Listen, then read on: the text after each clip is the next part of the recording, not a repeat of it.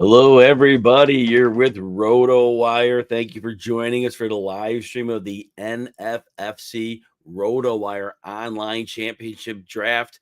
There'll be 12 teams in the house here tonight. Anybody who beats me in this draft, they will get a free subscription to RotoWire. Of course, we're all playing for the $250,000 grand prize.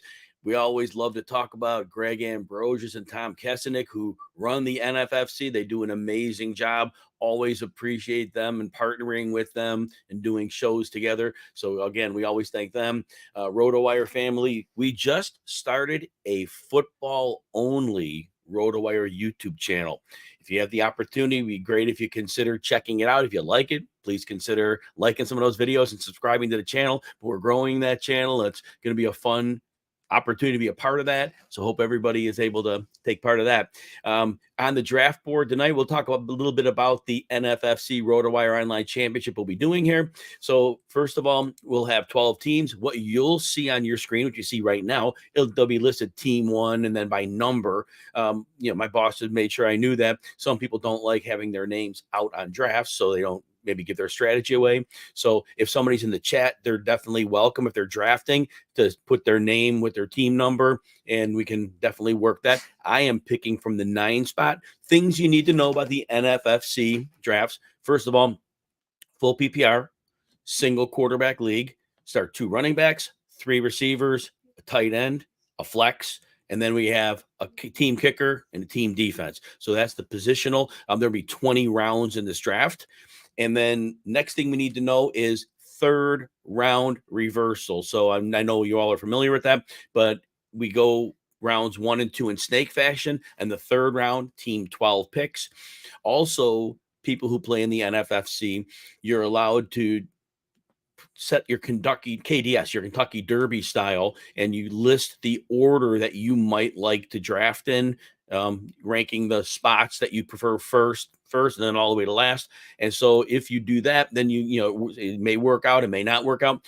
For me, I did prefer the 9 spot, and that's where I end up drafting now. So if I screw up, it's all on me. But anyway, we have a number of great people being in this draft, and I did see that we had a bunch of badges by the people's names. So we know these are a lot of players in the NFFC who play frequently. Derek Greer's in the house. Hope I said your name right. If I didn't, please correct me with that and in the chat, and I can definitely get that right. But yes, I would like to call people out by name, but again, I don't want to step on any toes. So that's why we go this route. That all said, said earlier, 20 rounds. That'll be great. Also, if you have SiriusXM Fantasy Channel, tomorrow, Friday, I will be on with Alan Soslowski's FSGA Draft Week, and the draft of the day, Alan and I will definitely be going over that draft, having guests on and talking that through. So if you like draft coverage, you'll definitely want to check that out. Outside of that, I did mention earlier the RotoWire Fantasy Football YouTube channel. Again, there's videos out all the time on that. We have short videos. We have some live videos. We'll have more of a regular live schedule when we get into mid to late July, but there's material up there every single day. So you want player takes, you want positional strategies, got all that coming for you. And if you want a free subscription to RotoWire for 2 days, free trial, no credit card needed. No shenanigans here. You go to rotowire.com/Jim. Check out, see what we're all about. If you like it, love if you join the team. If not, no worries. You got to check it out and see what we're all about. I did have an article go up today. I do an ADP battles article in the preseason. Those will come out. We take 3 players who are at the same position who are being drafted near each other. We go through the pros, the cons, and the bottom line for each player. And then we give a final answer on that. So that might be fun to check out as well. Because I know, hey, we're on the clock a lot of times. Sometimes we get in that mode where we don't think of necessarily the downside of a player. Sometimes we get caught up in the upside, or if it's a player we don't like, we only get caught in the downside. So I think the beauty of that series is that we try to definitely set it up so that we are, sharing that out and making sure we're all ready to go. Funny, my one screen where I'm drafting says the draft starts in 15 seconds. The draft board says it starts in 2 minutes and 19 seconds. So I'm not sure if there's a lapse. This is my first NFFC draft of the preseason. So not remember how the board looks. That may be on me, but we'll definitely be getting started very soon. We're on the board, and of course, Christian McCaffrey is the first pick, and we know how that goes. We'll see how this rolls for a minute here, as will probably the first few picks coming in probably not a whole lot of surprises here.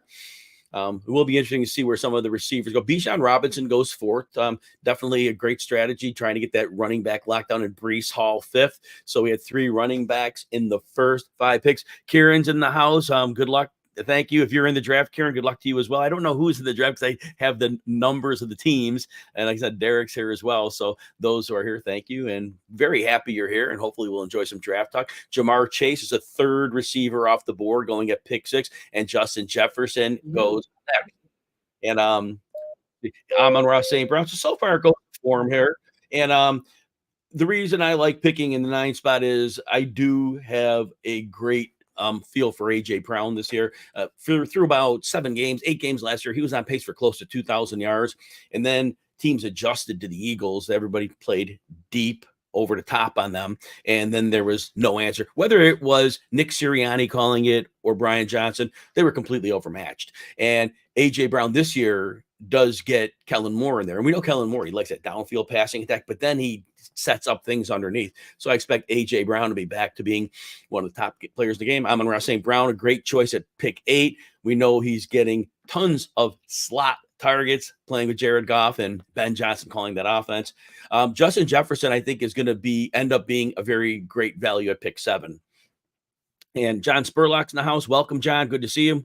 And, Justin Jefferson, he played the last 4 games he played were with Nick Mullins, and he averaged 119 yards. So that type of number. Now we don't know. Sam Darnold probably is going to start the season. Not sure J.J. McCarthy's ready, but I still think if you get the production from Jefferson with Nick Mullins, I think it's very easy to say we can expect similar production from other backup quarterbacks. And hey, if it doesn't work out for the team, guess what? They can put Nick Mullins in if they have to. So there's always that, right? But do you think Jefferson is great? Jonathan Taylor goes at the 11th pick, the first round. So Taylor's the 4th running back off the board. It's going to be great to see Taylor in an RPO offense with Anthony Richardson. Remember, Taylor and Richardson never played a snap together. Puka Nacua rounds out the first round, and we're on the turn right now.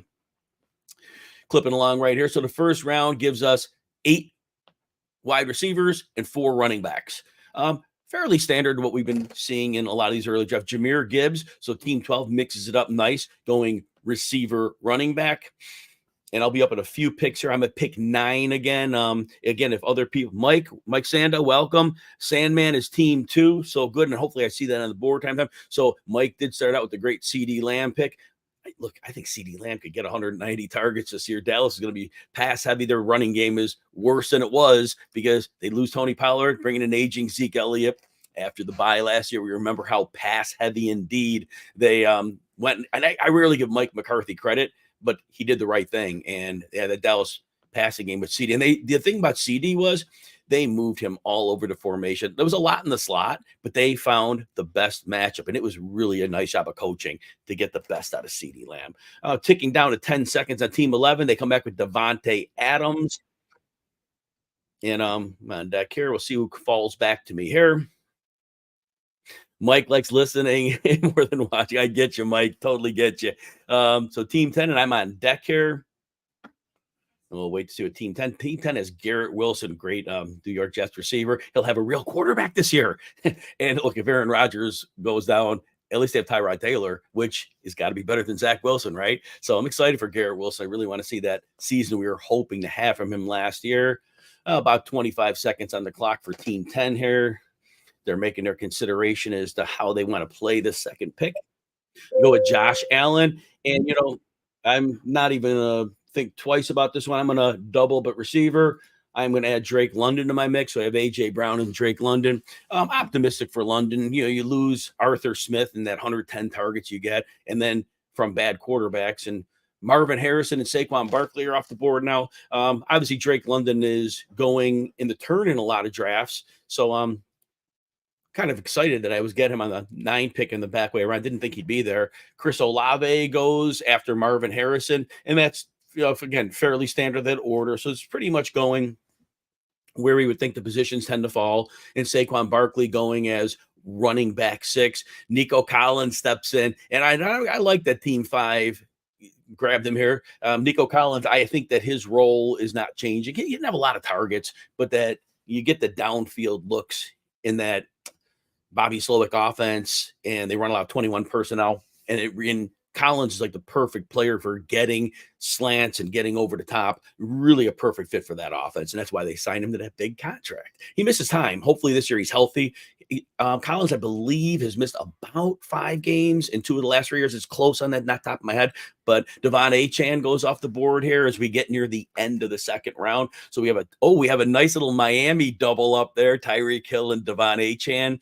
So far we have 5 teams that have gone running back receiver.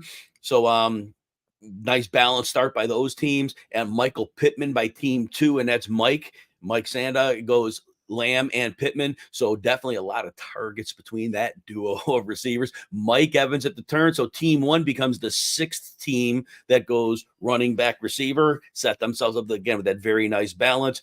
Team 10 went with Josh Allen to go to Garrett Wilson. So we have 1 quarterback off the board through 2 rounds. And then obviously there are these 5 teams that went receiver. 1, 2, I'm counting here. I missed one. There's 4. So I obviously the man can't count. So I missed one of them here. 4. Oh, so 7 teams went running back. Thank you. 7 teams went running back receiver. So again, very nice balance by the majority of the teams. And we are at the turn. Oh, third round reversal. Team 12. If you're here and you're happy to be here, you are on the clock in case you kind of fell asleep at the wheel there. Hopefully you're here and you're ready to pick and you don't get auto picked. We wouldn't want to see that. Never like when that happens. I'll be up 4 picks from now. Brandon Ayuk goes off the board. And then team 11, Jonathan Taylor and Devontae Adams. And we'll see what the next adding to that group is. Then we got team 11, that Garrett Wilson, Josh Allen coming up. And then I'm going to see where I'm going to go with that A.J. Brown, Drake London start and see where we go from there. Be interesting to see how this falls out. Team 11 has about a half a minute on the clock. Again, back team 12, though, we got Puka Nacua, Brandon Ayuk, and Jahmyr Gibbs. Again, 3 rounds. We're all going to have good teams, but it's a very nice nucleus to go with there. Brandon Ayuk, not happy with his contract situation, a lot of drama, but he really can't afford to hold out, and he can't afford to not play his best because the CBA makes it nearly impossible. If he skips time, he'll end up owing the team money. Steph Diggs goes to team 11 at the turn. So we got Devontae Adams, Steph Diggs, and Jonathan Taylor, and team 10 is on the clock. And we'll see how this is. Kyron goes. And you know what? I'm going to go to third receiver here. Love DJ Moore this year. I know a lot of people pushed his ADP way down. A lot of people are buying in Keenan Allen and Rome Odunze being a thing. But in my mind, DJ Moore is one of the amazing alphas in the league. He can win every type of route. He's a type of player you build an offense around. Keenan Allen, great possession receiver who gets separation. Rome Odunze, remember, playing with Shane Waldron. And so last year, the receiver mix was a little interesting. But I think DJ Moore is not being treated by the fantasy community as a clear-cut alpha. So we'll see how that works out. DK Metcalf goes to team A. So Amon-Ra St. Brown and DK Metcalf at receiver to go with Saquon Barkley. And Sam Laporta is the first tight end on the board, which is very common, of course. Laporta goes to team 7 to go with Justin Jefferson and Marvin Harrison. So really nice group there. Travis Etienne goes to team 6.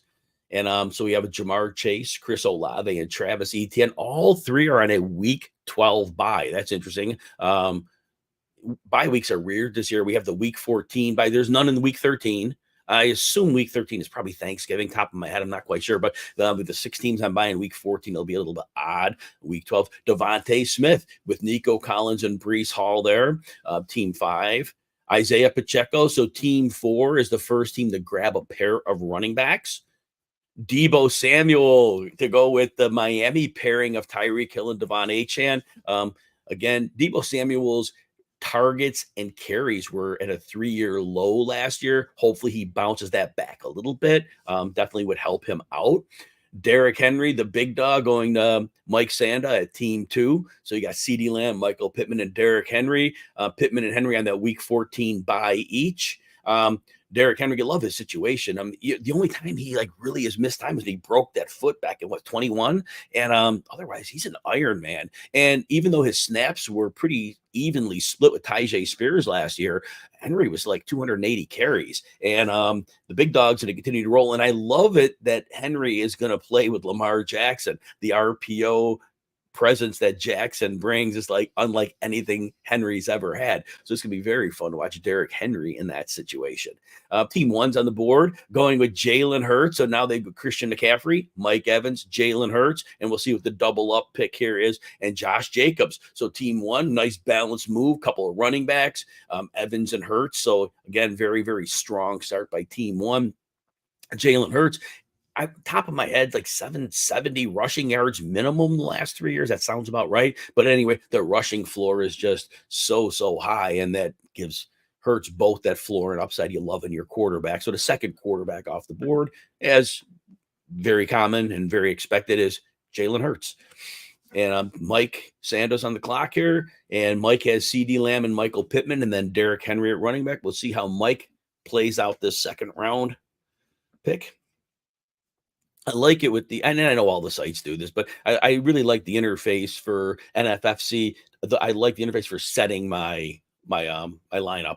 I mean, not my draft list. I like the way it was set up. But there's other sites where they try to have you import, and I'm not such a fan of that. Anyway, team two. So Mike Sanda came up with Travis Kelce. So Kelce, the second tight end off the board in the fourth round. Remember, we were getting Kelce in the middle of the first round just last year. So seeing, Kelce's plays like he plays in the playoffs last year, be a phenomenal value. Amari Cooper goes to team three, has a nice trio of receivers: Tyreek Hill, Deebo Samuel, Amari Cooper. Amari Cooper is averaging 1,205 yards and 7 touchdowns in his 2 years with Cleveland, despite sketchy quarterback play. Also, Cooper played 5 games with Deshaun Watson last year, 90-plus yards in 4 of those 5 games. So Watson is certainly not a problem for Cooper. And then speaking of Cooper Kupp goes off the board right after that. And Cooper, we'll see if we'll see a lot of the talk, right? Sean McVay talking like Kupp was never healthy last year. If that's the case, it's a steal. Be interesting to see how that works out. Malik Neighbors goes to team 5 as the third receiver on that squad. So interesting there. And we'll see how things shake out here. Team 7 is on the clock. Rachaad White, last year's PPR Patrick goes. And I need to address my running back position. I'll take the great compiler, as I call him, and I will take myself Joe Mixon. And Mixon's averaged 303 touches over the last 3 years. Again, yards per carry, you're not going to get anything special. You'll get red zone work. You'll get receptions. Mixon averages like 50 catches a year the last few years. And last year we had Damian Pierce and Devin Singletary catch 43. So Mixon should, again, it's fine if Mixon is just a compiler. It's really what they need. The passing game defense are really worried about that. I think defense are not going to worry. We got to stop Joe Mixon. Probably not going to happen. So I like Mixon this late in the draft for volume and a solid floor. Patrick Mahomes had gone to team 8. And look, Patrick Mahomes, I talk about this frequently. So you get Xavier Worthy and you get Marquise Brown. They added a lot of speed to that receiver room. And when we think about it, what that does, Andy Reid can go back to being a pass team. Mahomes had a low of 7 yards per target or per attempt, and it was like the lowest. He's normally at 8 or higher. Well, now at the speed, they're gonna be able to stretch out defenses, open up the middle, challenge safeties. Mahomes is going to be in line for potentially a really good. And this is 6 points for passing touchdown in this league. I should have mentioned that at the outset. So you did this really kind of narrows the playing field between the running quarterbacks and the passing ones. George Pickens goes off the board to team 10. Very nice balance again. Garrett Wilson and George Pickens as the receivers, Josh Allen at quarterback, and Kyren Williams at running back. So again, nice start there. Team 11 is on the clock right now, and Jonathan Taylor, and then 2 receivers, and Devontae Adams and Steph Diggs. So yeah, again, Diggs and Adams. Diggs certainly won't see the targets he saw when he was averaging about 160 or 155 in the year in Buffalo. But of course, he could still get open at the highest level. Alvin Kamara off the board. Kamara was amazing for fantasy last year, 1,160-ish yards and 75 catches, and he missed 3 games with the suspension. But I did point out Kamara, 15th percentile broken tackle rate, 24th percentile yards after contact. So he's going to need that volume. Mark Andrews at the turn and Lamar Jack. Oh, nice little Baltimore double up for team 12 there. Definitely like that. Very nice move there. And that goes with Puka Nacua and Brandon Ayuk at receiver, and Jahmyr Gibbs at running back. So we will see what we're looking at here. All right, and then we got a couple picks. So I'm back on the clock, and we'll see what comes about. Right now, we have, again, the team with the good balance of Taylor and Kamara at running back, Adams and Diggs at receiver. So we'll see how Team 11 plays this. Right now, there are 4 quarterbacks off the board. In many's mind, it's the big 4. The big 4 are off the board. They'll be good there. And they all went within really 4 rounds because it does the 4 or 5 turns. So Jackson could have been either of those and have been the same. So we'll just say first 4 rounds, 4 quarterbacks go off the board. And 7 seconds on the clock for Team 11. Hopefully they're ready to make their pick. Terry McLaurin, very veteran receiving group in Team 11. Adams, Diggs, McLaurin. Dalton Kincaid goes off the board. I'm going to go my old man running back here. I'm going to keep with the old man theory here at running back. I got Mixon, and we're going to add Aaron Jones here. I'm high on Aaron Jones this year. My thought on Aaron Jones is that he was always in the timeshare, and the durability thing, I'm not worried about. He missed 6 games last year in parts more. He had only missed 4 games total the prior 4 years. But at 29 years old, I believe, and 1-year contract, Minnesota has no reason to hold him back. They're going to need his receiving out of the backfield. The team is talking up Ty Chandler as a co-number 1, but I'm like, you got a superstar running back getting older, but Ty Chandler, I mean, not really good. So, and I know someone's going to draft him later, but that's fine. But yeah, my expectation is Jones sees quite a bit of work. James Cook goes off the board to Team 8. So we have a nice balance there. Mahomes at quarterback. You have Barkley and James Cook in the backfield, and then St. Brown and Metcalf. Cook will hope to see him optimize consistently as a receiver this year. He showed really good flashes. The usage was inconsistent. I do think Ray Davis is going to take some early down work if he plays well enough to do that. He profiles as a grinder, downhill runner, one cut runner. And last year's backups in many games, Cook's backups were playing 35 to 40 snaps. So Cook's going to be on the field plenty, and Cook's going to be doing his damage, but his best case for damage is probably as a receiver, my opinion. CJ Stroud goes as the 5th quarterback off the board, and but year 2 of Bobby Sloak, it'll be interesting to see what level of passing attack they use. If Bobby Sloak goes in line with the Shanahans and the Mike McDaniels, same coaching tree, the running game will keep its place, but it shouldn't matter. CJ Stroud can get so much efficiency with those receivers. He may not need a ton of pass attempts to have a big season. Christian Kirk, 4th receiver to Team 6. Christian Kirk was on pace for a 1,200-yard season last year, and the injury hit, and we saw him really break out 2 years ago. But Christian Kirk, in a league that plays 73% zone defense, he'll see plenty of time in the slot as he always does, and Christian Kirk is really, I believe he is a steal in drafts this year. So my opinion, again, very nice pick there. Trey McBride goes to Team 5. McBride is 5th tight end off the board, goes after Kincaid and Andrews. That's kind of the area I value McBride also. I value him after those players. And McBride last year was the de facto really number 1 receiver for quite a bit. Marquise Brown, who just went off the board, missed a lot of time last year. We also had Michael Wilson miss time. So there was a time McBride was eating up targets because there was nobody else to throw to. So, and McBride is great, but I think there's a good chance he's the number 3 option in the offense this year. So this sharp fantasy room figured out that value him as a tight end 5. And so I think Team 5 gets good value on him. I think when you're taking McBride as a tight end 3, if he's not going to have that role, because there's Marvin Harrison also there. So if he's going to be the number 3, well, this is a good spot to draft him by Team 5. But I think the people that are going to draft McBride as a tight end 3, they're going to really need a lot to break their way in terms of volume. T. Higgins went off to Team 4. So a wide receiver trio of Jalen Waddle, Cooper Kupp, and T. Higgins to go with Bijan Robinson, Isaiah Pacheco. Another team with very nice balance for those primary skill positions. Marquise Brown gets followed by Chris Godwin. Chris Godwin, Mike Sanda drafted him, and Calvin Ridley goes at the turn. Now, Chris Godwin, interesting enough, supposed to be, Liam Cohen says that Goddard will be using the slot this year. And remember, Baker Mayfield worked with slot receiver Jarvis Landry back in the day, and they were close to 1,000 yards over a couple-year period. Chris Godwin goes in that slot. Look out. And I'm expecting more 3 receiver sets in Tampa Bay this year than we've seen in the past. At the turn, team 1 goes DeAndre Hopkins and Calvin. So the Tennessee double up there of receivers. So interesting there. They go with Mike Evans, and then the running back room of McCaffrey and Jacobs, so she get plenty of volume out of those 2 running backs.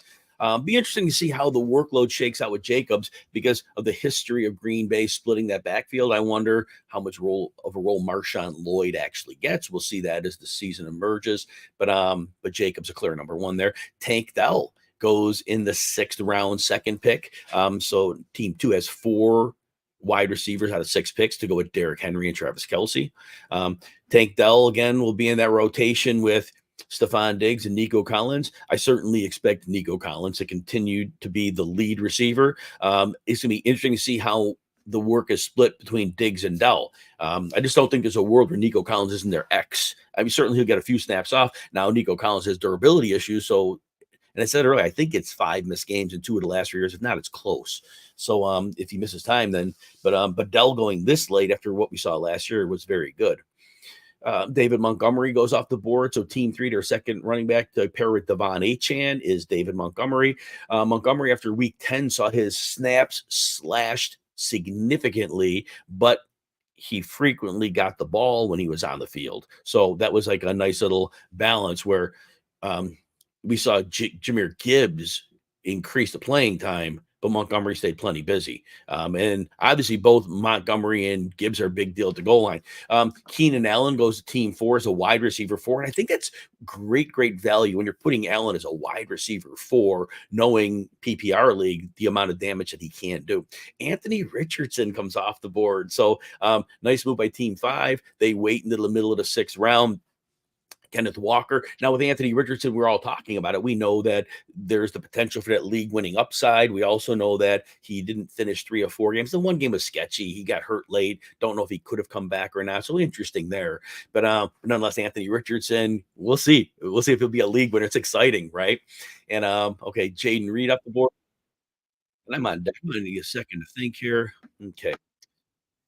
You know, running back attrition always scares the heck out of me, and everybody knows. I think I know what I want to do here. I want to make James Conner my 3rd round. We went with the old man trio. It's an old man trio: Mixon, Jones, and Conner. Conner career high 5 yards per carry last year. Career high 94th percentile broken tackle rate, 97th percentile yards after contact. His 2 good receiving games came late in the year when we saw Kyler Murray back. He had a 50-something and a 60-something. So those are the only 2 good receiving games he had, but it was with Murray. So that'll be interesting to see. Now, of course, Trey Benson's there, but Conner was the heart and soul of that team and offense. And Conner's already seeded work to backups. So I think that's going to continue, but Conner's still going to have enough work. Remember, Conner had averaged 23.6 PPR points from week 13 to 18. So when he's on the field, still elite level. Christian Watson had gone the pick right before. And Christian Watson, he had 2 great games. He averaged like 7 catches for 90 yards and a touchdown in his last 2 games before getting hurt. It seemed like as that Green Bay offense was figuring things out, Watson was a good part of that. So it's possible that that's what Jordan Love and Watson needed to get in the same page. So it'll be interesting to see. Watson saw that hamstring specialist, found out that the 2 hamstrings, they were like, I'm going to word this poorly, but 2 hamstrings weren't firing at the same capacity. They were significantly off. And as a result, Watson's been working on the hamstrings. They're closer. They won't ever be equal in terms of strength, but they're much closer, and he's still trying to bridge that gap more. So it'd be great if Christian Watson could overcome those. And Jaden Reed had gone to pick right before Watson. And obviously, Reed was the most productive yardage receiver on the team. Obviously, touchdowns for Dobbs. Dobbs had a touchdown 13.5% of his catches. We had a couple of running backs go here. So a little running back run in this round, Montgomery, and then Kenneth Walker in the 6th. Then I took Conner, Ramondre Stevenson, and Stevenson. And if I missed up those injury time on another running Collins, Stevenson has missed 5 games in 2 of the last 3 years, but when he's on the field and the line is functioning, because last year the line was a problem, but Stevenson's super talented back. We'll see how that is. Najee Harris, it'll be fun to see him play in an Arthur Smith offense. There should be enough for both running backs to go around in Pittsburgh. So Najee Harris would profile more as the type of back that you would expect to see Arthur Smith use heavily. But again, we'll see how that shakes out. But Najee Harris in the late 6th round, strong value there. Jordan Addison goes to team 12 at the turn. So team 12, Puka Nacua, Brandon Ayuk, and Jordan Addison. So Addison's the wide receiver 3. We got that pairing of Lamar Jackson and Mark Andrews and a single running back in Jahmyr Gibbs. Austin Eckler then goes in the PPR league. Eckler was over the 80th percentile in yards after the catch. So that was very strong. Kyle Pitts goes here. And let's see, I'm going to be on the clock here momentarily. Yeah, I think I know what I want to do. Plenty of options here. We'll have to see what goes on here. We got 2 different good options lined up. I'll give Team 10 a moment. Team 10 has Kyron Williams and Ramondre Stevenson at running back. And then at receiver, Garrett Wilson, George Pickens. And then Dalton Kincaid paired up with Josh Allen from the Buffalo Bills. So nice little connection there. About 20 seconds for Team 10 to make their pick. We'll see how this goes down and what position they decide to address.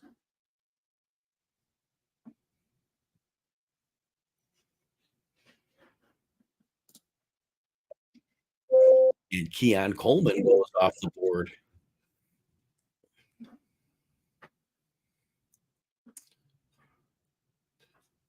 I think I'm going to go with my quarterback here. I have 2 very closely rated quarterbacks. Let me look at my bye weeks before I make this pick to make sure what I'm looking at here, see what we're doing.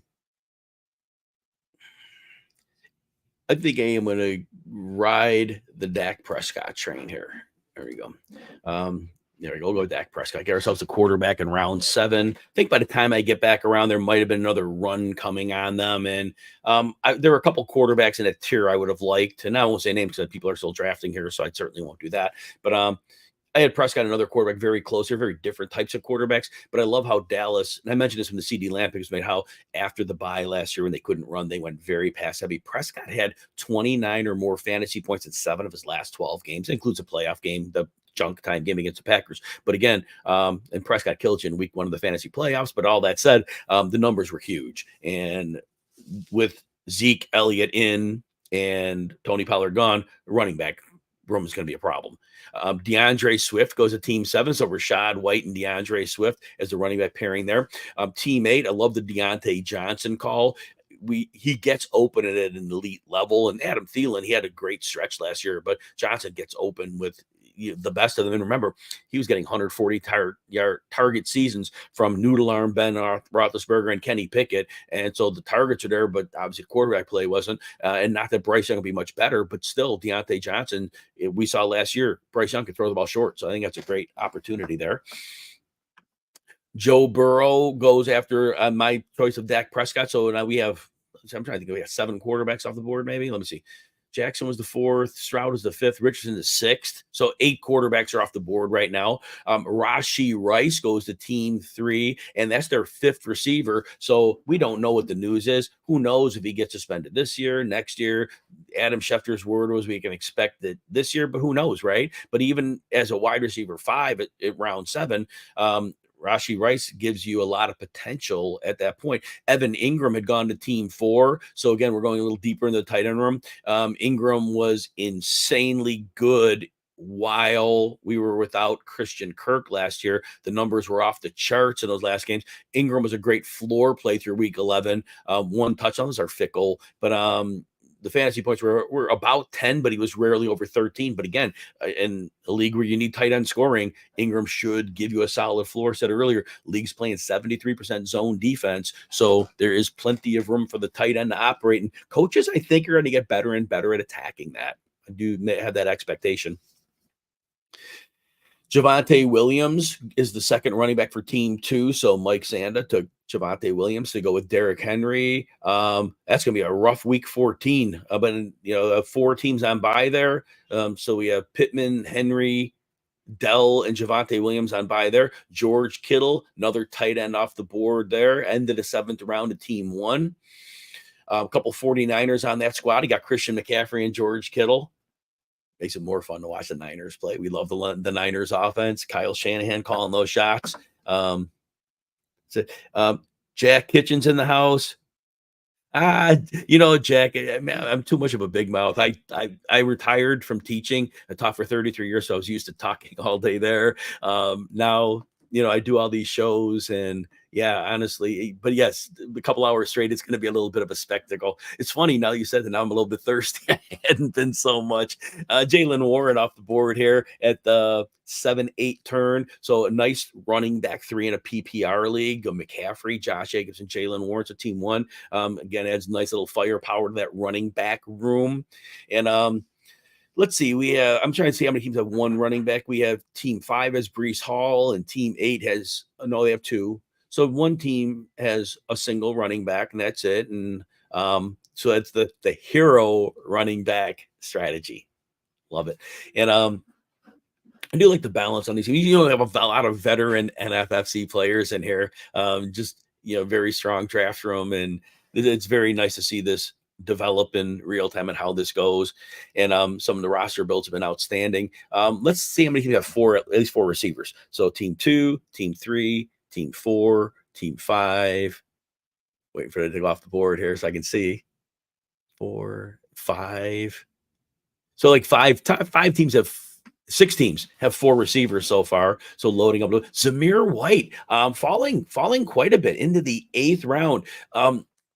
Antonio Pierce, the coach, he wants to run the ball. They want to play defense. Their defense played well last year, way better than we thought the talent had. And so they bring in Luke Getsy from the Bears, and he played about 65%, 12 personnel, 2 tight ends on the field. And they have Michael Mayer, they have Brock Bowers. That roster is set up to run the football. And Zamir White, who's behind him? Alexander Madison? Dylan Laube is maybe a rotational pass catcher, maybe a special teamer, honestly. So, Zamir White should get a lot of work here. There's no reason he shouldn't. So we'll see how that works. Raheem Mostert, great value in the 8th round. He'll get his 215 touches. He'll flirt with 800-900 yards, maybe do a little better than that. The touchdowns last year, of course, 8th round price, you're not getting the 21 touchdowns or whatever it was, but certainly you got a good expectation where you drafted him. So fantasy community was smart. They were never going to overdraft Mostert, and team 3 definitely drafted him in the right spot. Jonathan Brooks, team 4, it's a nice place to take him. Jonathan Brooks, we don't know how the ACL is coming along, but he projects to be the lead back. And if he comes in healthy, if he's healthy and is doing well, Brooks is potentially a steal here. Chuba Hubbard compiled fantasy points, but he was very ordinary as a runner. And obviously we know what Miles Sanders' role is probably not so much. All right, I'm on deck here. I got to wake up a little bit here and see what I got going. All right, let's see. I can't see who the last pick. All right, so Zach Moss and Brian Thomas went off the board. Take a look at my board here in a minute. You know what? I'm going to double up. I'm going to add Jake Ferguson to Dak Prescott. We'll use the double up there. Lock down the tight end. I expect a little more from Ferguson this year. He's a very good seam stretcher, good red zone option. I think his role builds this year. I think the team, you saw in the second half, obviously Dallas threw a lot more. So that certainly that rose all ships as well. So we definitely get that. So I'm interested to see how Jake Ferguson comes in. But I do expect Dak Prescott has always loved throwing to his tight end. So nice work. And Zach Moss, as goes in the later 8th round. It all depends how you project him, right? There's the 3rd running back for team 8. So the low investment, which is good. Moss was 3.92 yards after week 5 last year. And he had that great start. He had a great end to 2022 in those 4 games he started. And I know Taylor was there, but Moss was still getting a lot of work. So it was interesting behind that line. So we'll see how Zach Moss pans out in Cincy. The line won't be as good as it was in most likelihood as it was in Indy. So we'll see what Zach Moss has to work with here. Brian Thomas had also gone off the board. I should just recap. There was a big run on running backs in round 8. We started the round with 7 running backs in 8 picks. That was Jalen Warren, Zamir White, Raheem Mostert, Jonathan Brooks, Tony Pollard, Devin Singletary. Singletary has at least 215 touches and 1,000 yards. I believe the last 3 seasons, at least 2, and it might be 3. So anyway, that's a run of running backs in the 8th round who all have real solid potential for fantasy value. And that's how our drafts have gone now, right? A couple of years ago, would you have seen running backs of this caliber going in the 8th round? They would have been drafted in the 5th round, maybe the 6th round. And so this, this has really been the trend. Brock Bowers had gone after. I took Jake Ferguson, certainly a uber talented tight end. Be interesting to see how much passing the Raiders do. And but Bauer certainly is the real deal. We don't question that too much. But I thought it was interesting that Christmas Day game against Kansas City. They did what they wanted. They got out to a lead, and they hardly threw the ball after that. I think Devontae Adams had like 1 catch for 6 yards. He had like 6 targets, but they stopped passing. They completely stopped. And there won't be many games like that. But in the ideal world for Antonio Pierce, they probably don't want whoever the quarterback's going to be, Aiden O'Connell or Gardner Minshew. They probably don't want him throwing a whole lot. But Bowers this late, why not? He was either tight end 9 or 10, so certainly. Team 12 doubles up Tyjae Spears and Jamison Williams. And I like the approach in a PPR league by Team 12. You go with Gibbs, who can catch the ball. They didn't optimize him as a receiver, but we know it's there. Eckler, pass catcher, Spears, and I'm on deck here. So Jordan Love goes off the board, Team 11, got a nice little value, and he fell quite a bit into the 9th round. And I want to see, there's a player I've been wanting for a while. We'll see if he makes it one more pick to me. And if not, got an alternate plan. Let's see how this shakes out. Give Team 10 right now. It has 2 tight ends, Dalton Kincaid and Brock Bowers, and 3 receivers, Garrett Wilson, George Pickens, and Keon Coleman. Running backs, Kyron Williams, Ramondre Stevenson, and Josh Allen. So again, well-balanced team. They definitely like their 2 tight ends there.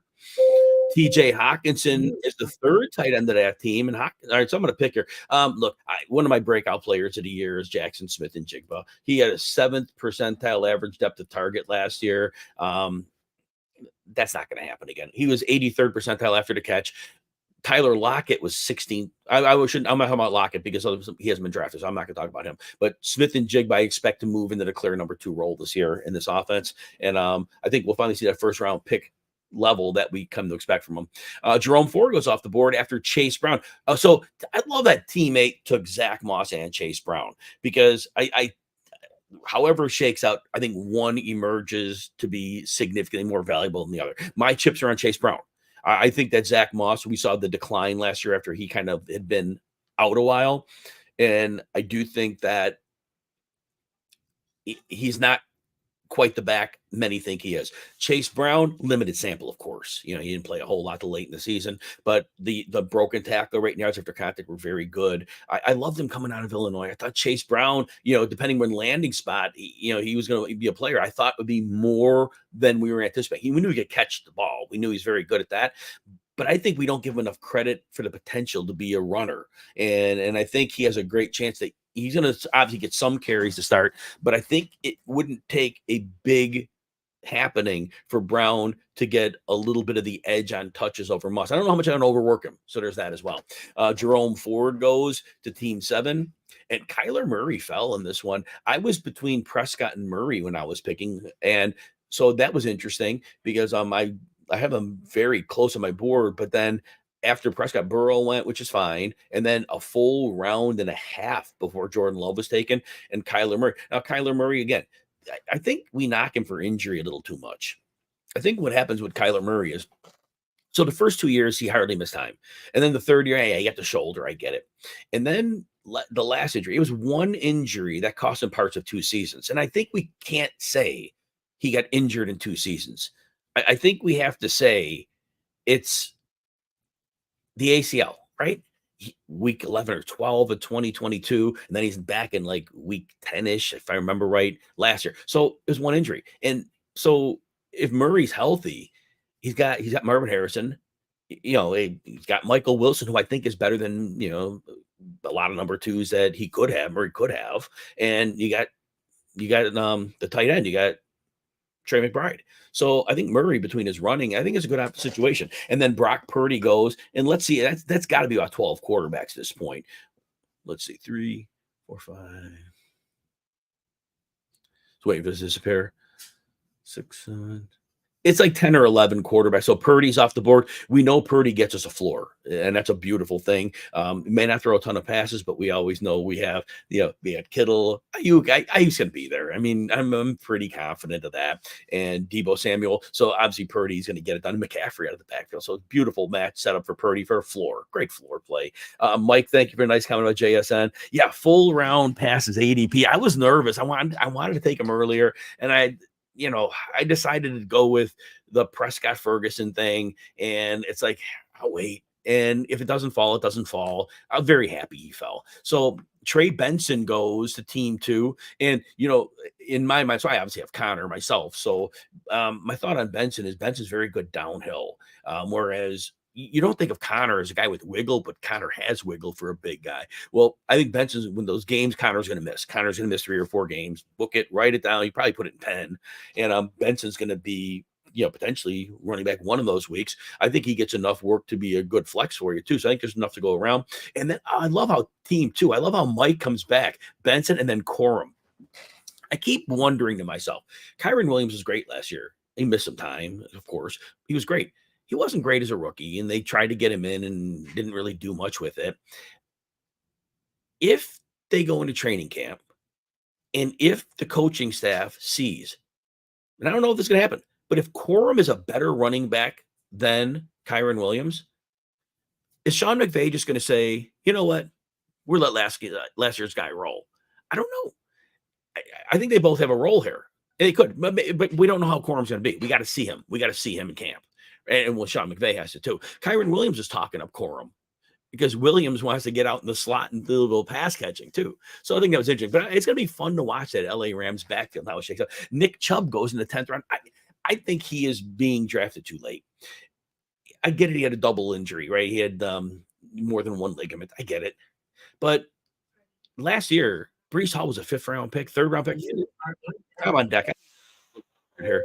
All right, let's see who took who. All right, this is another one. This is going to be a little bit of maybe a reach for many. I love Kendre Miller this year. A limited sample last year, of course. He missed time early. He missed time late. The 2 games he played, 89 yards, then 90 and a touchdown. But the thing was, we talked about Kamara, and I talked about him earlier. Fantasy Kamara is great. You love Kamara. You want to have Kamara, but 15th percentile broken tackle rate. I said this earlier. 24th percentile yards after contact. 28th percentile yards after catch. Those numbers are horrible. That's a player in sharp, steep decline. Clint Kubiak comes in. Pete Carmichael's gone, so there's like no allegiance to the old guard. Kamara's complaining about money. New Orleans coaching staff saw him not breaking tackles. They saw him catch 75 dump-off passes. And he'll still have a role. Kamara will still be a pass catcher. But Kendre Miller has an opportunity. Jamal Williams washed last year. So if Kendre Miller comes in and can actually run and break tackles and get to the 2nd level, the coaching staff has to play him. I invested a 10th round pick, and it was probably right around ADP. But I do think Kendre Miller could be a real difference maker. And again, we see it with running backs. Once you sow decline, that decline doesn't get better. And Kamara's, I know Sean Payton back in the day was good at kind of managing his workload, but it was a heavy workload Kamara had for years. So we'll see. Zach Charbonnet and Gus Edwards go to team 6 and 7. Obviously both in situations where Zach Charbonnet is obviously the backup to Kenneth Walker. But, if Kenneth Walker struggles some, new coaching staff, see how that shakes out. Gus Edwards is interesting. Again, the 10th round, nobody's arguing because right now he's a starting running back. But I thought it's interesting that Edwards is 28. And last year, first year is not like 5 yards a carry. He's down like 4. And that was very interesting. It was like the first year he showed decline. And the touchdowns were there. So for fantasy, we loved him, right? So that was interesting. Romeo Dobbs goes to team 8. So there's a Christian Watson and Dobbs team up like that. Khalil Shakir falls nice and late for team 12. And, Shakir caught 91% of his passes from the slot. Curtis Samuel comes in the primary slot. Shakir's got to have that slot role, right? He has to. The games he had 6 targets, he was putting up big yardage. I can't off the top of my head, it's like a 78, a 90 something. It was very good. Shakir looked good. Tyler Lockett and Jahan Dotson went. I'm going to be up in a couple pictures. I want to just plan this out real quick here. All right, let's see where I want to go with this. All right. So let me give a minute to take a quick look. So I got a couple picks where Chuba Hubbard goes off the board at the turn with Shakir. And I'm just looking to see how I want to navigate this and at what point I want to address certain things. Zeke Elliott. I was just considering Zeke Elliott. Elliott might not be able to run anymore, but he can catch passes and he's a factor at the goal line. So there's definitely that. A little early on that.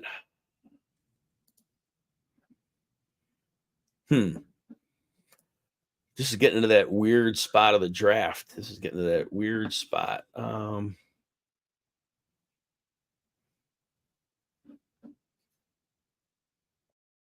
right, Ty Chandler goes off. All right, so I've got my quarterback, Prescott. I got Ferguson. Got 4 receivers. I got 4 running backs. Our players are like, I really don't want to take them too early if I don't have to.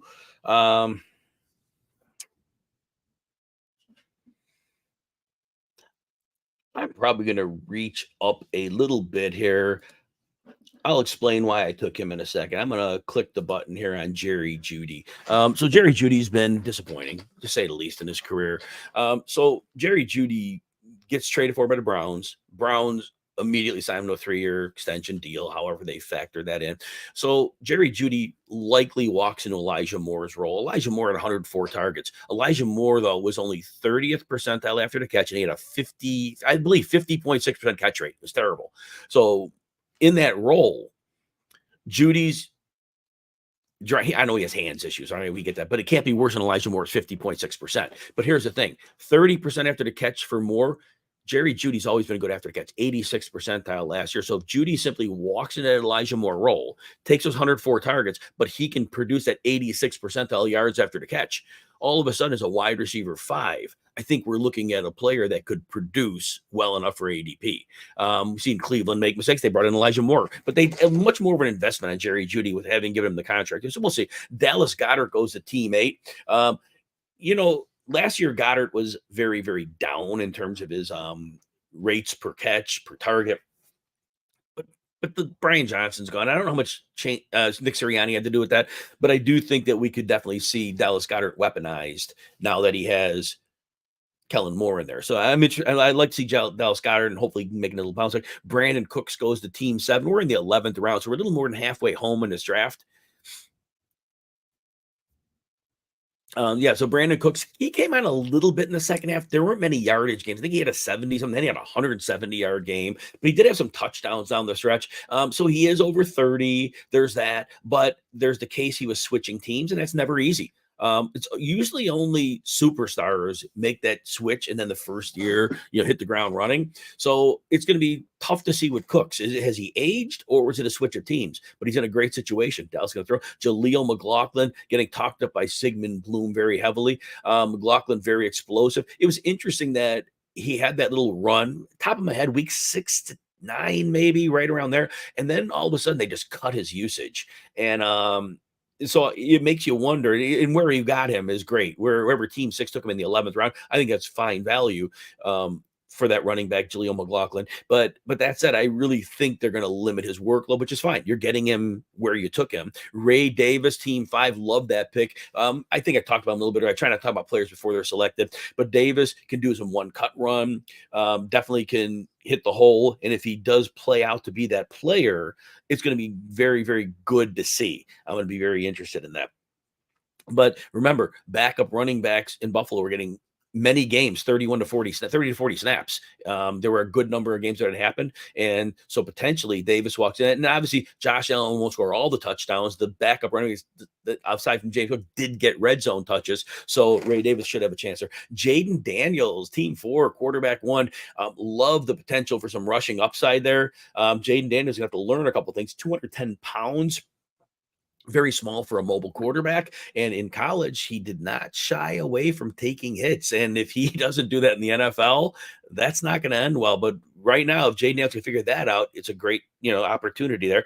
Mike Williams, Rashid Shaheed, and Joshua Palmer finished the 11th when Mike Williams is on the field and productive, and you're taking him as a wide receiver 6, I believe. So great move there. Aaron Rodgers play action downfield shot should be there. Rashid Shaheed goes to Mike Sanda, and Rashid Shaheed, we've seen him have the splash games. They just got to get it figured out and get him the ball a little more often. Joshua Palmer, when he played, was on 1,000-yard pace, but he should be solidified into a solid role in this offense. So, and everybody's talking about run. This defense is bad. So realistically, how often are they going to be able to to run? They're going to have to throw the ball, I think. So I love that. J.K. Dobbins goes and the 11-12 turn. Troy Franklin, Tua Tagovailoa, Pat Freiermuth, second tight end for team 4. I think that's a great pick there. Let me see here. Okay, I'm going to come up with a couple pictures. I'm going to look ahead a little bit here. So as we're looking through this, I'm going to check a couple things. I want to make sure I'm good to go. But Pat Freiermuth, I think, is in a really good spot. And some people are overlooking it. I think they see Arthur Smith, and people are believing, well, wait a minute. Kyle Pitts was terrible. So why do we want Freiermuth? Here's what I want you to think about. Kyle Pitts was used at a 99th percentile average depth of target.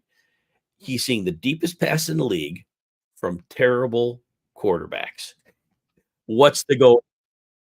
I'm on deck here. Now, Jonnu Smith, the second tight end, had a career year. So same offense, right? Pat Freiermuth, I really don't think Pittsburgh has a legit number 2 receiver. Roman Wilson's a great. I'm not talking about him. He's going to be picked later. I'll talk about Roman Wilson when he gets picked. Anyway, Freiermuth, I think, is going to be the number 2 top option in the offense. I think last year it was just a toxic situation. 2 yards lower per target he saw. Targets per game went down. So not good. All right, let me get a look here and see how I'm going to handle my draft here. Don't need to do that yet, do I? No.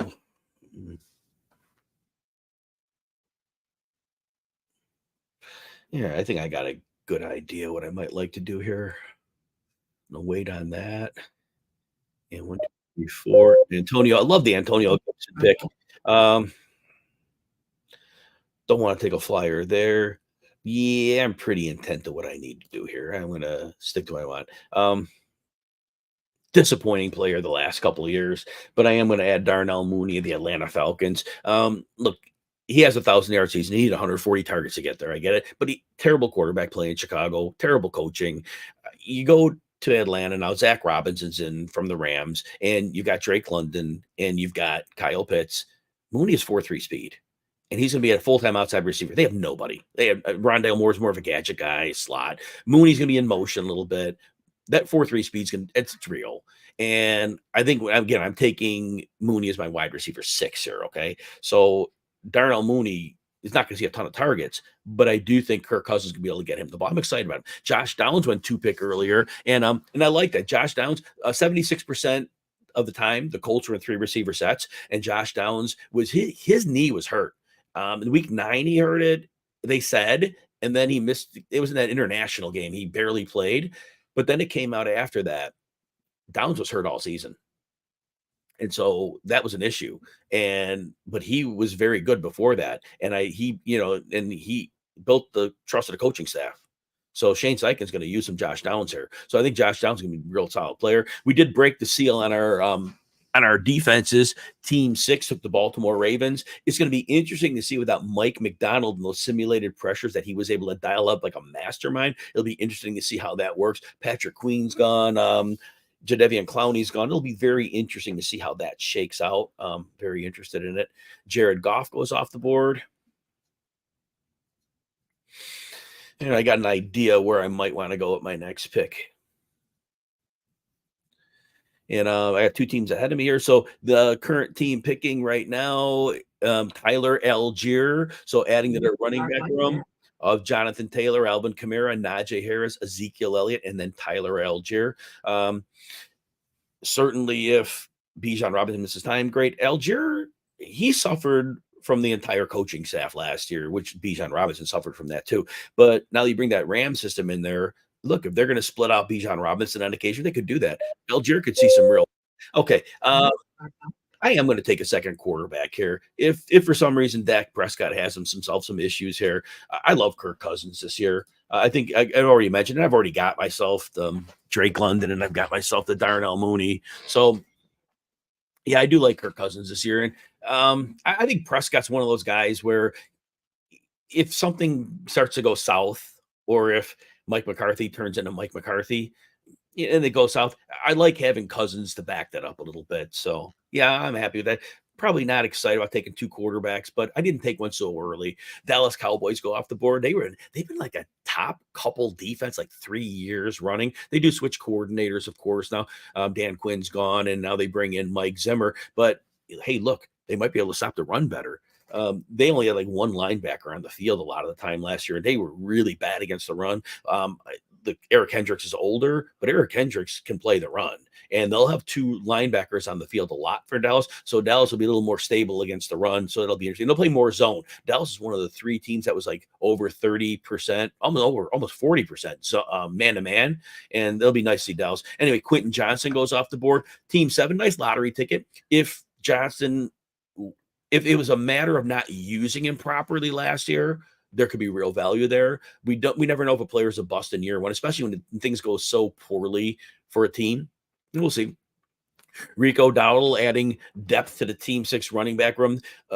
So ETN and Walker lead that back up, but Singletary's a strong number 3 with the volume. And then Charbonnet, Jaleel McLaughlin, and Rico Dowdle. And team 5 adding a lot of depth there as well. Jalen Wright, very popular pick at this stage of the draft. Obviously, if Devon Achane or Raheem Mostert were to miss time, and there's a reasonable reason to bet that Jalen Wright, the speed, could walk into a role. Marshawn Lloyd. So this is 3 straight rookies by team 5. Very nice. Ray Davis, Marshawn Lloyd, who I do think will have a significant role behind Josh Jacobs. That's been the Green Bay way of doing things. And they spent the 88th pick in the draft on Lloyd. So that was not a throwaway pick. I mean, that was a serious draft pick. So I don't know that they said best player available. I think they have a vision, and they know that AJ Dillon been in decline. Each year he's been in decline. So Hector Ramos is in the house. Hello. Caleb Williams goes to team 4, pair up a couple rookie quarterbacks. I like that because we said earlier, Jaden Daniels, we don't know what the durability is going to be at 210 pounds, and he likes to run. So you add Caleb Williams in there, and I think that's a real nice pairing.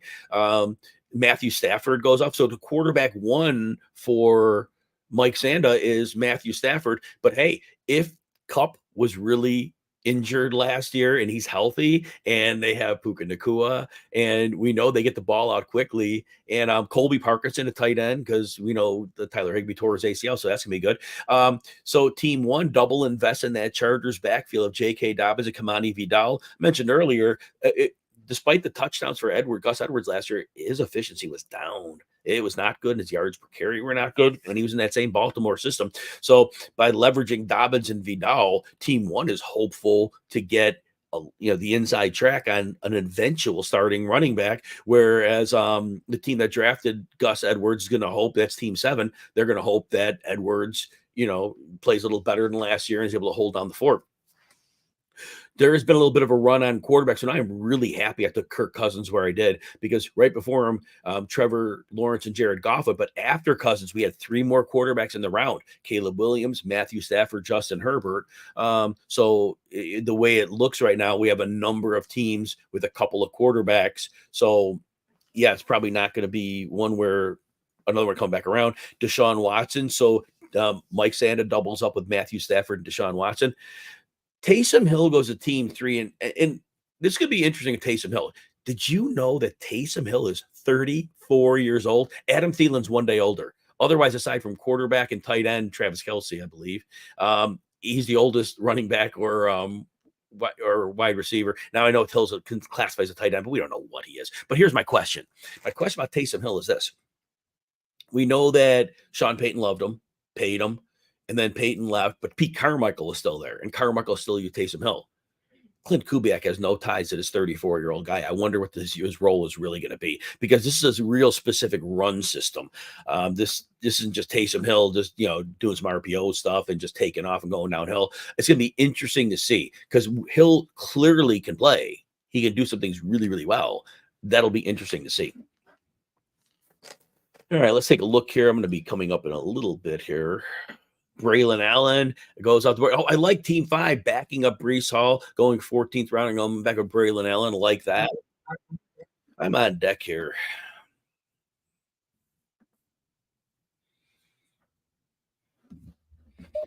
All right, let's see here. You know what?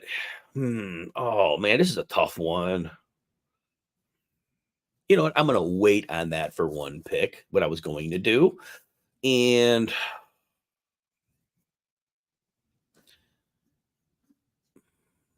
I have two options here, and I'm really kind of torn between the two.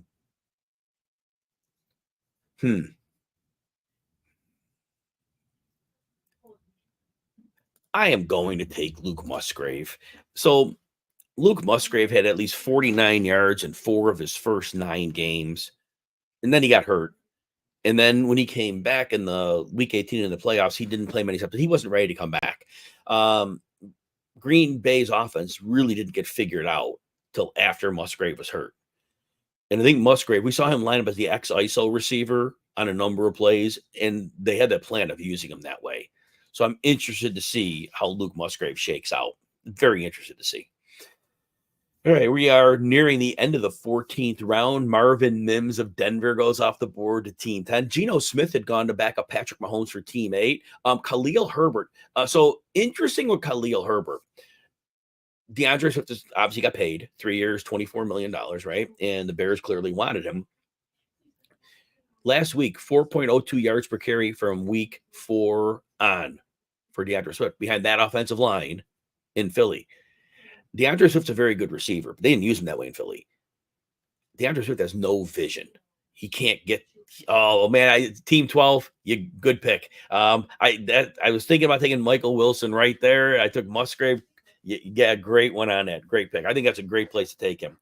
And I probably could have gotten Musgrave on the wraparound. I probably should have gone to learn my lesson. Tyrone Tracy, 5th round pick, New York Giants, going to try to work his way into the mix here. Mike Sanders said Stafford was a quarterback 8 the last 8 games last year. Once he had both Kupp and Kyron on the field. Right, exactly. Yes. So yeah, and Sean McVay's calling plays. You gotta love that, right?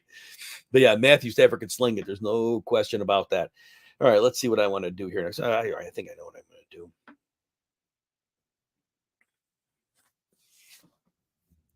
And Team 11's on the clock. Just had recently taken Ezekiel Elliott, Tyler Algier, and Khalil Herbert. 6 running backs on that team, but they're definitely addressed their depth quite well. And let's see here. I'm going to think this through. I'll talk about it. And Roman Wilson goes off. What'll be interesting at Roman Wilson is I profile him as a slot receiver. Arthur Smith played. John's all right. So I'm going to take a defense here. It's early, but I'm going to take a defense. I have 2 of them like equal. And now my question is which one I take.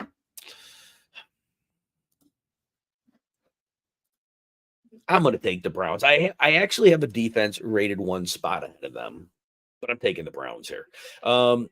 Understand this. Myles Garrett, underreported. He messed up a shoulder. He was on an insane pace, but not just the sacks. He allows everybody else to be better. After the injury, he got 1 sack in 7 games. That was it. 1 sack in 7 games. That was the team. I had the Jets, the Browns, they got 1, 2. So it's the Myles Garrett thing, right? And that whole defense, if Myles Garrett isn't doing his job, the other pass rushers don't have the same opportunity because, Garrett wrecking your defense. Teams know when a guy's hurt. They know this, and they can play him differently. And then the corners have to cover a little bit longer. So that's why I went to Cleveland over the Jets. The Jets are amazing. The cornerback trio, the emerging group of pass rushers. It's a fun defense. Robert Sala's coaching them. And this year, their offense should be able to be on the field as opposed to last year. The defense was always on the field because Zach Wilson and company couldn't do otherwise. So, yeah. And then the 49ers defense goes off. Of course, definitely a high-end defense.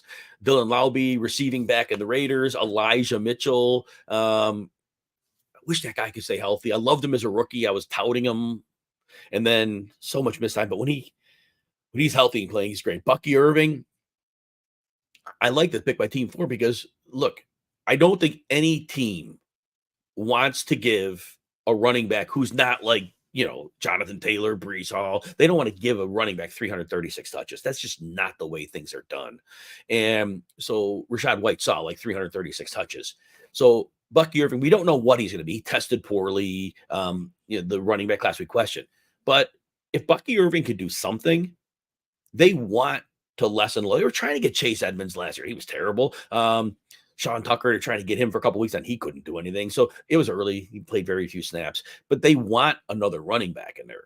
So Bucky Irving has an opportunity. And, Rachaad White's an amazing receiver.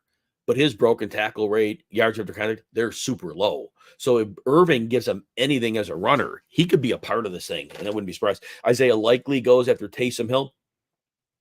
I'm interested to see how Likely's used this year. Last year in the games that Andrews played, I want to say top of my head, and Likely was under 10 yards in 9 of 10 games. That sounds about right. It's real close if it's not. And the whole thing is the Ravens play a lot of heavy personnel, but it's usually 21. It's 2 Patrick Ricards on the field. So it's not like they're putting in Andrews and Likely. So for them to actually get Likely into a heavy role, obviously if Andrews is on the field, they would have to change their whole offense. And realistically, why would they change that offense? So I can't wait to see how they play it out. Deontay Foreman goes, and I was going to check. That's not the team that took Nick Chubb. Okay, so Deontay Foreman. If Chubb misses time, love Foreman. Great inside runner. He has receiving chops, but they got Jerome Ford there. So that Buffalo Bills defense goes to Team 1. And, I was guilty of this. They lost a lot of talent, and we're thinking, oh my gosh. But in reality, not as bad as you think. Realistically, they have a lot of players they still have they're a very talented defense, even though despite the losses. And I trust Sean McDermott. So I think the Bills defense is still going to be just fine. I think it's going to be better than a lot of people think. I was initially going to underrate them, and then I paid attention to the overall roster remaining. I'm like, oh, better. Noah Fant, one of my favorite late round tight ends. So Fant's last 2 years in Denver, he had about 90 targets each and close to 700 yards. He goes to Seattle, but he's in a 3-way share. Disley, Parkinson, Fant. So Fant's not doing anything, right? Well, Disley's gone. Parkinson's gone. Fant should, in theory, be the lead tight end. They got the new coach there. So, Ryan Grubb. So nice. I love Fant late as a second tight end. Tank Bigsby goes. Negative reports on him early that he wasn't what they expected. We'll see how that works. Love the Audric Estime pick by Team 4. So my word on Javonte Williams is, and we could blame the injury, and maybe it was the ACL. He's another running back that doesn't have vision. And Sean Payton has put together a roster that can power run the football. And they need a running back that's downhill, decisive, and then can make someone miss after their first initial move. Audric Estime is kind of that. So I find that quite interesting. I think Estime is a dark horse to have that backfield sooner than later. Cole Kmet goes off the board, solid tight end of the Bears. Kenny Gainwell, Nicole Edwards-Helaire. All right, this is a player I'm not leaving many drafts without. I know, joke, laugh, Wan'Dale Robinson. Wan'Dale Robinson, I don't believe he recovered from his ACL until the bye week last year, which is week 13. Wan'Dale Robinson had 140-yard game through the week 13 bye. And then after the bye, 3 games of 55 or more yards. Wan'Dale Robinson, I want to say, had 68th percentile yards after the catch, but that includes the games where I don't think he was close to healthy.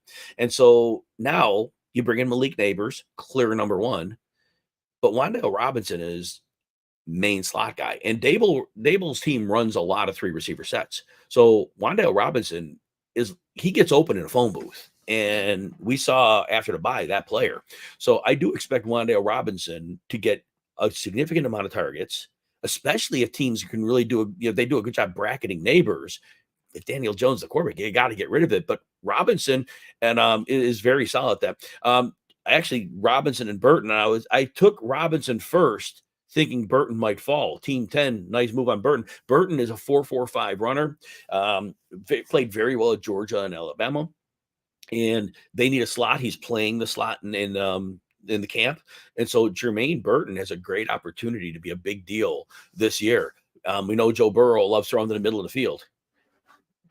Funny, Jim. That is so funny. There probably aren't phone booths in England. There might be in England, but they're for show. That's awesome, Jim. Thank you. Yeah, I know I'm old. I'm like 59 years old, still thinking phone booths. It's just that line, LaShawn McCoy. It was the line they use with McCoy. You can get open in a phone booth, and I keep using that for a couple different players. But that's fantastic. No phone booths. And if there's younger people watching, probably like, what the heck are you talking about? My cell phone doesn't have a booth. I love it. That's fantastic. All right, let's see what we got here. Take a look at the draft board here. I got a couple picks I'm up, but I just want to take a second to make my best pick for my team here. Don't want that.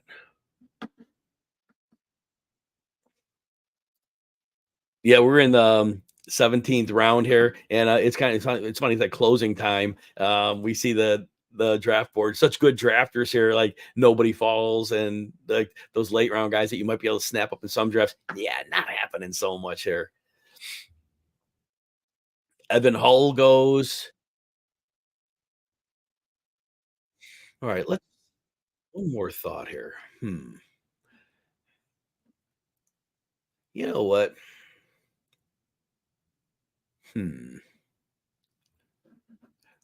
I am gonna go and take. I don't want to do that.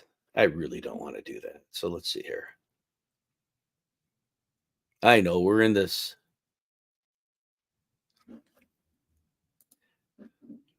I am going to do this. As I say, no, I'm going to go with the kicker here, I think. And let's go with a team with a nice early bye that's going to score some points here.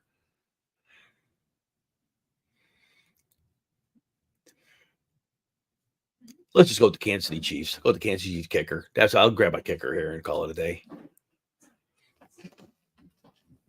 The thing with Kansas City this year, and I may have talked about Mahomes, but adding Worthy and adding Marquise Brown, we're going to see the offense open up. Andy Reid has crafted the roster back to where now he could do what he wants, but just throw the ball. So I think we're going to see that Kansas City offense step back up. This should be fun. Gabe Davis had gone.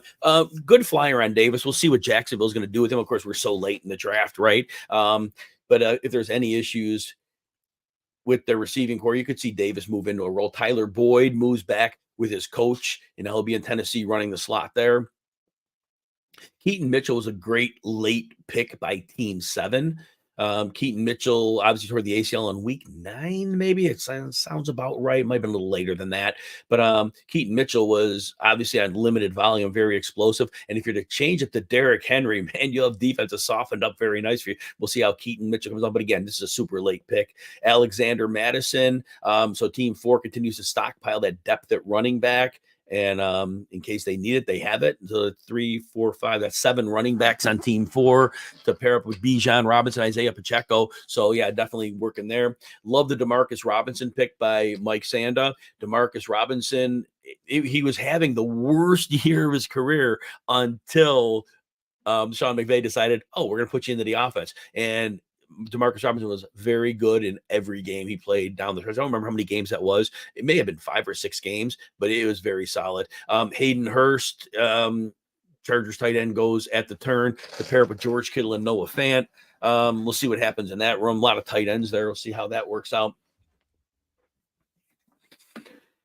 And we are now in the 18th round, man, an hour and 12 minutes. Great group of drafters here. Everybody knows their board well, which that's very apparent. And it's so good to see a wonderful group of people like this doing a great job and flying through the draft because you know who you want. And that's a beautiful thing. A lot of viewers here. We appreciate every one of you. RotoWire, we have RotoWire YouTube football only channel. If you're not subscribed to it, please consider it. I'm doing a ton of videos for that. I'm doing a lot of short videos on regular shows, longer shows, and we'll have regular live schedule coming up on that as we get into the mid-July or so. So a couple defense off the board. Love the Texans Texans, D'Amico Ryan's second year. Daniil Hunter is going to help. And I love Jonathan Greenard. He's gone, but they have some players that they're really going to be able to meld together and step up. I'm very excited for the Texans. Chiefs defense, they lose L'Jarius Sneed, but man, those other corners, they played some significant snaps. They seem to understand the system well. Kansas City's in block as we fly along here. All right, let's see what we want to do here. I am going to take a shot and see if we can get a breakout player here. He normally doesn't get drafted. I mean, it's amazing. I'm going to give Jalen Tolbert a shot. He had more than his rookie year. He was overmatched as a rookie. He wasn't ready. Dallas put too much on his plate. Last year, split with Michael Gallup. We'll see. It's a late pick. If Tolbert is losing by week 3 or 4, he's gone. But that's all fine. I think Justin Fields is a great pick this late in the draft by Team 10. Obviously, Arthur Smith loves mobile quarterbacks, loves to get him on the move. Remember the Ryan Tannehill days when Tannehill was cashing as a runner. If Russell Wilson has any issues at all, and Fields gets in, we know the mobility is going to be heavily used. So there's that. Very exciting to see how that all works out. Cade Otton goes. Let's see here.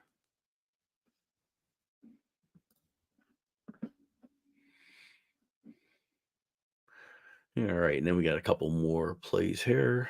Same bye week. I'm looking at my next pick and trying to think where I might go with that. I have one idea of something I might like to do.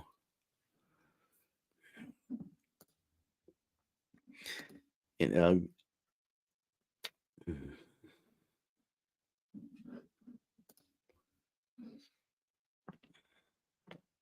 all right, so as we are entering the 19th round of this draft now, teams are trying to close off these last couple picks, trying to get that upside player that they hope is on the board. Try to get some chaos caused by getting that player that won't have to go on the waiver wire. So there's always that. Justice Hill goes off the board here. Again, Team 12 dealing with the running back depth. Now has 6 running backs on that squad. Detroit Lions defense, definitely like that. They added 2 cornerbacks in the draft. We'll see how that shakes out for them. A pass rush was on and off, but again, Aiden Hutchinson another year in. Be very nice to see how that emerges for them. Very excited about the Lions defense. Pick ahead of me here. Think I know where I want to go with this one. And I may even know where I want to go with my 20th round if I'm looking ahead here, but we'll see if it gets there. Great room of drafters, or you never know players are going to move. So overall in this draft, I think, again, the different roster builds, the quarterbacks, we had to go as usually the top 3, fairly early. That second round, 5th round, 6th round, we had Stroud, Jackson, and Richardson going the 5th and 6th round. Defense up. You know what? I am going to take a shot on a higher round draft pick on a team that always fails when they take this position, but I will take a late flyer on Jalen Polk. I'm going to stay light at. I'm going to stay with 4 running backs and take my chances. So I'm going to go with that. We'll see if Polk does anything. I'm not expecting a whole lot. We don't know what the quarterback plays going to be like there, but they're invested and it's a late pick. We'll see. Isaac Guerrero, higher draft pick of the 49ers, I believe 4th round. It sounds right. Running back there. But anyway, we're talking about the earlier builds here. We're rounding out the picks here, but the quarterbacks, I like how that mid round, that Stroud, Jackson, Richardson, they all have some real upside at that point. I think they're great picks. And then everybody was good about waiting after that because realizing the rest of those quarterbacks don't have that level of upside. So I did think Kyler Murray slipped a little bit. I think, I think that their draft season going to go significantly higher. We'll see how that all works out, but interesting there. And tight ends, I like that Mark Andrews went a little earlier than some of the other tight ends. He went earlier than Trey McBride and Dalton Kincaid. I think a lot of the fantasy community is undervaluing Andrews, not kind of realizing that, he hasn't lost. He was on pace for 900 yards last year, and that's without starting the season healthy. So that was a thing. And he missed week 1, week 2 and 3, he wasn't quite on track. And then week 3, he really started picking it up. And then if you factor in his season long numbers of Mark Andrews, then you know that he played 7 snaps in that last game. And so that game went into a stat line. He was ready. He was already on pace to crush the Bengals in that game. So there was that. All that said, I was talking about the RotoWire Fantasy Football YouTube channel. So again, if you could check that, it'd be greatly appreciated. If you want a free look at RotoWire, no credit card needed. Just go to rotowire.com/Jim. Use an email address. Get a couple days of access. See what we're all about. And always want to thank Greg Ambrosius and Tom Kesenick running the NFFC, doing a wonderful job as always. Wonderful to partner with them with RotoWire to have this RotoWire online championship. I know a lot of people in this draft, we only have the numbers up there, but some people disclose who they were. And certainly these are people that are often in a lot of these drafts. So if people do state their name at some point, then you will realize, well, the names have flashed actually when people pick. So I can't really hide that one. But there's a lot of great drafters in here that draft frequently. And we don't be surprised if somebody in this league comes out and wins that $250,000 grand prize. And hopefully some of you join these leagues. There are a lot of different leagues that you can get into and check things out and see how that works. I'm a couple picks away from my last one. 730 people here right now. You are so awesome for hanging with us, and hopefully you enjoyed this draft. If you can give me a follow at Jim Coventry NFL on the X, putting up a couple stats today. Those are short form. Obviously can't get in a deep analysis there, but certainly try to give content every day to everybody to give you stuff to look at. And I'll be on Sirius XM on Saturdays and Sundays, 1 to 3 Eastern. That'll begin in mid-July and go through the season. So look forward to seeing people on that platform as well.